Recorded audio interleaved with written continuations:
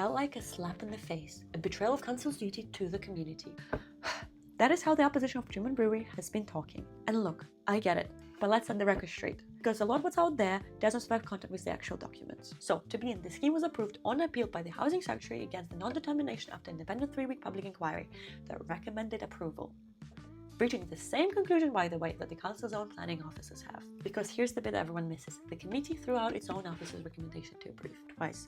Officer recommended granting the master plan and the Ellis Yard. Councils overruled their own planning department and refused both anyways. Let's talk about what's actually being built, starting with the data center. This actually replaces a data center already approved on this date back in 2021. Smaller than what's been consented then, allocated to a different plot. It sits on the Grey Eagle Street, which, to be honest, most of you have never set foot on, unless you're a nighttime graffiti artist. Derelict since 1988, over 3 decades as an eyesore. And what's proposed is a genuine visual upgrade on the sites that given nothing back for longer than most objectives have been alive.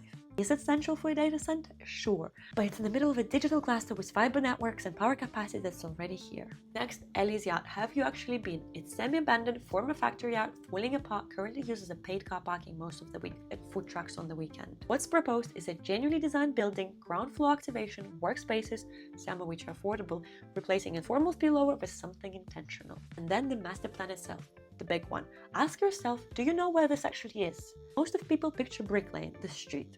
But this is the interior, underused concrete servicing yard, the car parks behind that almost none of you have ever walked into. What's on offer are 2 new public squares, a cinema, retail, workspace. And I actually didn't expect to find this, but it's right there in the committee report. A £500,000 contribution specifically ring-fenced for Island Gardens. A vague promise, a named park and a named song. Plus, a funded community manager role and public arts and culture strategy. They did not have to build it in, but they did. At its core, this is an employment site in a working estate, which will add 1,500 jobs to the community, 4.7 million a year in business rates, and 2.6 million a year in local spending. Because housing is not the only need people have. Which brings me to the big one, the housing objection. Only 6 social homes, only 3 and 4 beds. That's because there's exactly 1 block in the whole estate allocated to housing. 44 homes total out of everything you've just heard. Could there be more? Maybe. Pushing 15 stories instead of topping out where it does? Probably. At the cost of the retail and the vibrancy that makes this place alive? Also probably. So, it's a balancing act. And for what it's worth, I think this is a pretty good outcome, given everything on the table. But genuinely, what do you think?